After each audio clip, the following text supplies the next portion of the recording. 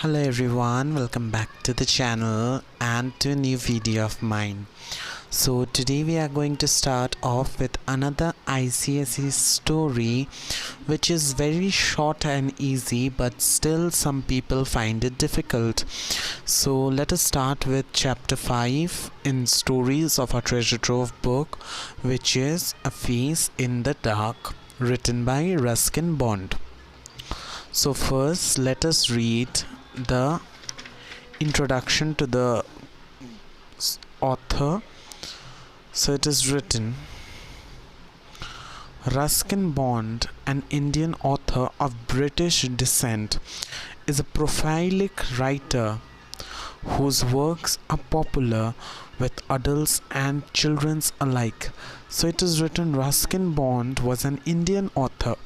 Okay, so Ruskin Bond was an Indian author but of British descent. He was of British descent. Okay, means one of his fathers or mothers were British. And he is a prolific writer whose works are popular with children and with adults. So his works are popular with children also and adults also. So in the following story, writer Ruskin Bond relates a thrilling incident set among the picturesque hills around Shimla. Ruskin Bond's fascination with the paranormal finds expressions in the macabre tale. Okay, so this is a paranormal story written by Ruskin Bond. Mr. Oliver, a school teacher. So this is a summary. Okay, a very short summary of the story. So Mr. Oliver, a school teacher, is on his way back to school late one night when he meets a strange young boy. The encounter fills him with terror and he takes to his need only to discover that he has no escape from him. So the boy is not normal, okay, he is a bit paranormal, and Mr. Oliver, he finds there is no escape from him. So Ruskin Bond makes skillful use of all elements of horror story. So Ruskin Bonds use every single piece which is needed in a horror story. So what are the elements? Fear, surprise, suspense and mystery. Okay, to explore humanity's collective fascination with the dark. Okay, so this is about a very short summary about the story. So now let's begin with the story. Okay, let's begin. So now let's continue with the story, A Face in the Dark.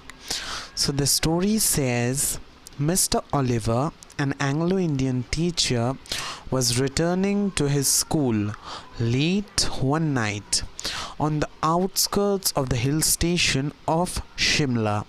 So where does Mr. Oliver teach? In the town of Shimla. So from before Kipling's time. So Kipling was the name of the king. Okay, so from before Kipling's time means from a long ago. The school had been run on English public school lines, and the boys, most of them from wealthy Indian families, wore blazers, caps, and ties. So what does Ruskin write? The school had been run on English public school lines. It means that the school was English medium. Okay, it was an English medium school, and the boys, most of the boys were from the wealthy Indian families. Means they were from the rich families, and they wore blazers, as Shimla is very cold. So they wore blazers, caps, and ties. Life magazine, is the name of a magazine, in a feature on India, had once called it the Eden of the East. So where is Shimla located? Shimla is located on the east of India, right? So the magazine, the Life magazine, when it was featuring India, it called the school where Mr. Oliver teached Eden of the East. So Eden, now this word Eden means, Eden is a very wealthy, very rich school in England. Okay, so it is their school is also known as the Eden of the East, means it is as wealthy, it is as good as Eton in Britain, and East because Shimla is located in the east of India. Mr. Oliver had been teaching in the school for several years. So Mr. Oliver was teaching in the school for many years. Okay, so now let us move to the second paragraph. The Shimla Bazaar, with its cinemas and restaurants, was about 3 miles from the school, and Mr. Oliver, a bachelor, about 3 usually strolled into the town in the evening, returning after dark, when he would take a shortcut through the pine forests.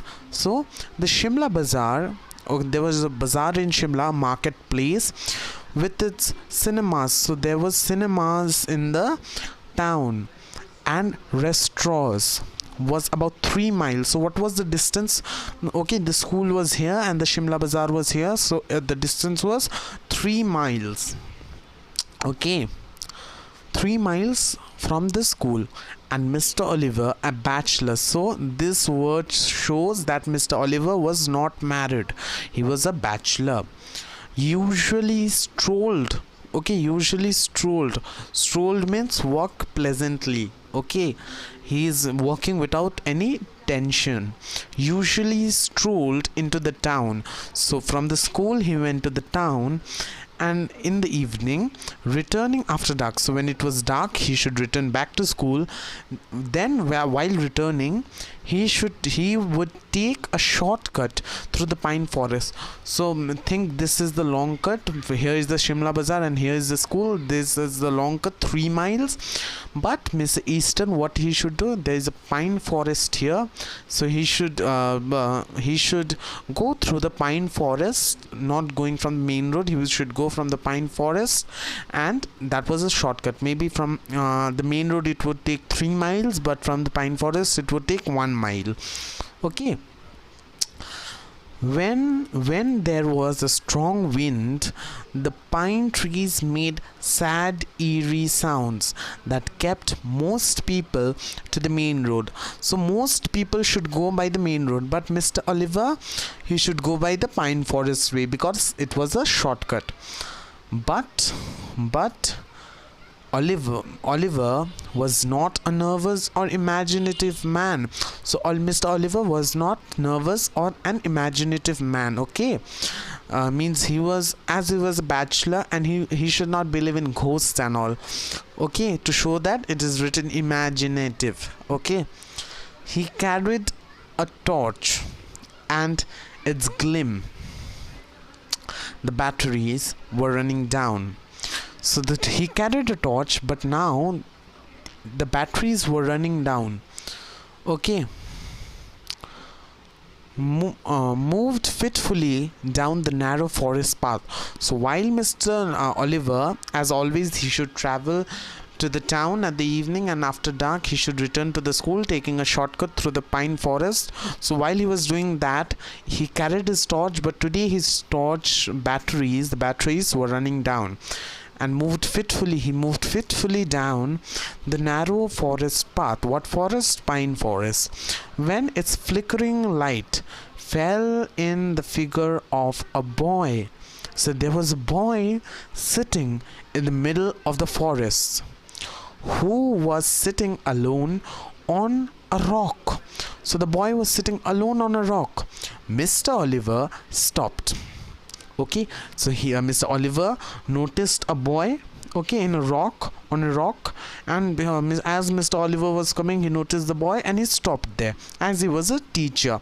Boys were not supposed to be out after dark, so the boys from the school were not supposed to be out. Maybe the boarders who should stay in the hostel or the boarding, they were not supposed to be out of the hostel campus or the school campus after dark.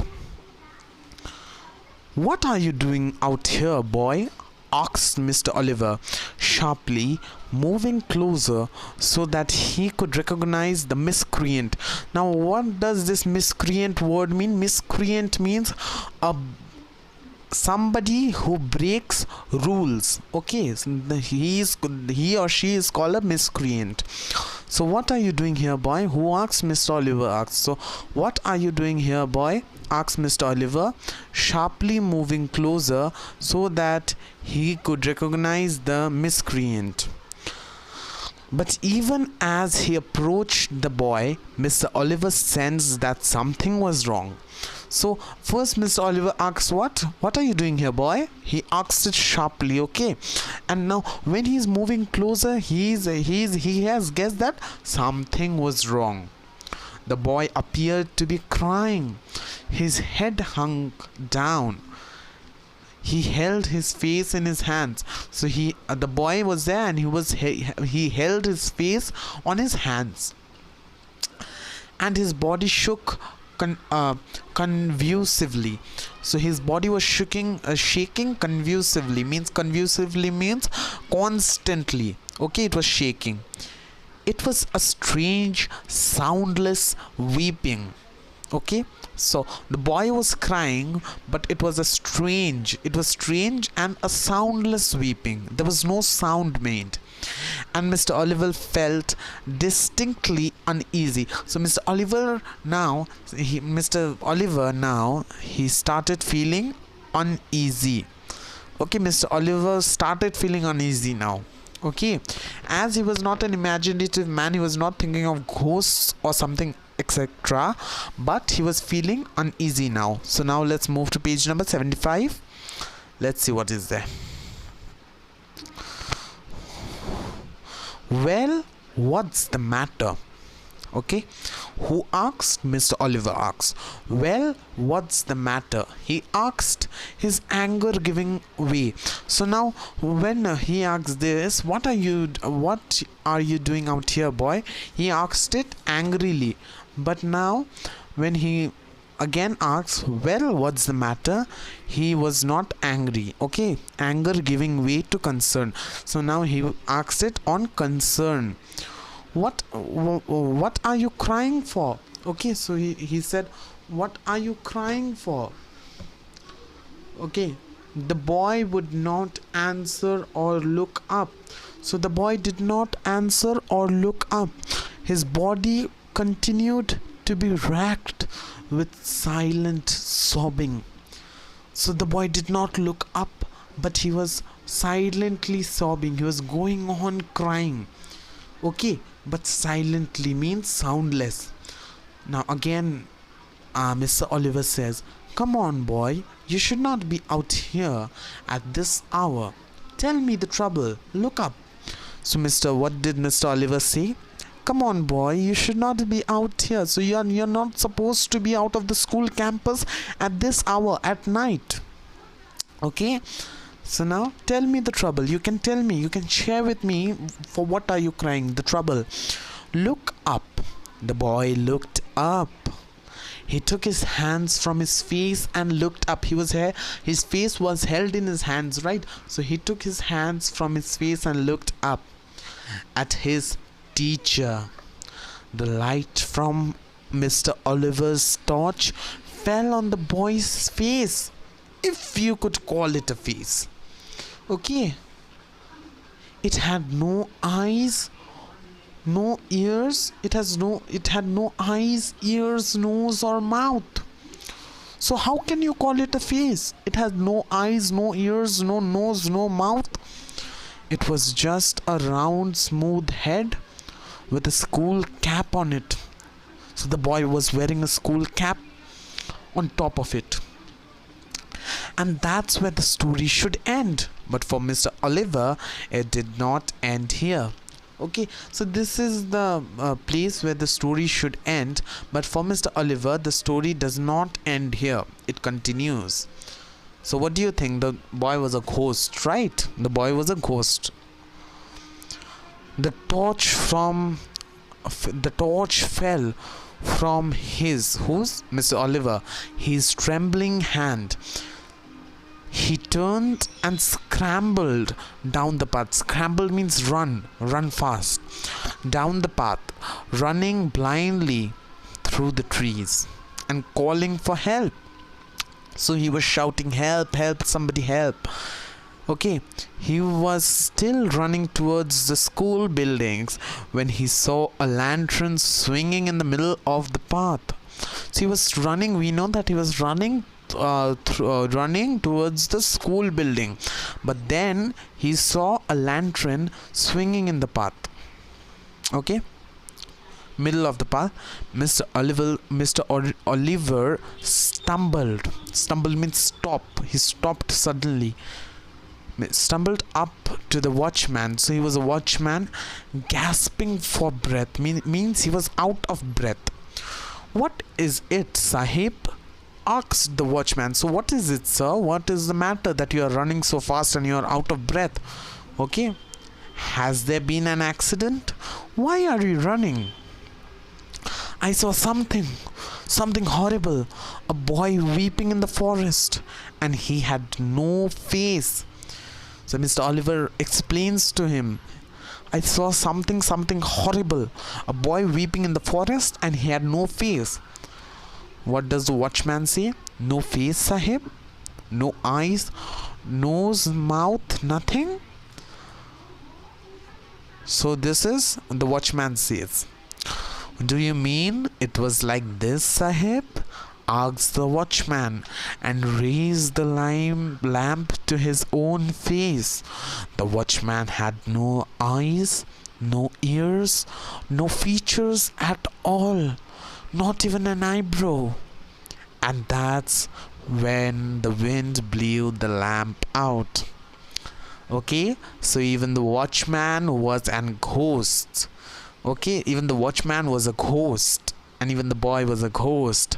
So Mr. Oliver came across how many ghosts? 2 ghosts. Okay, in the pine forests. So never go by forests. Okay. A face in the dark is explained now. I hope everything is clear. If you have any queries, please ask me in the comment section. And there are other videos uploaded like The Little Magic Girl, Cold Within, Bangled Cellars, Merchant of Venice, Act 1, Scene 1, Chief Seattle's Speech. So if you have not seen the videos, please go and watch them and share it with your friends too. It will be helpful for them too. And if you like my videos, please hit the like button, comment, share, and do not forget to subscribe to my channel and be a member of my teaching family, my learning family, and also hit the bell icon so that you can get each and every notification whenever I post a video. For today, bye bye, take care.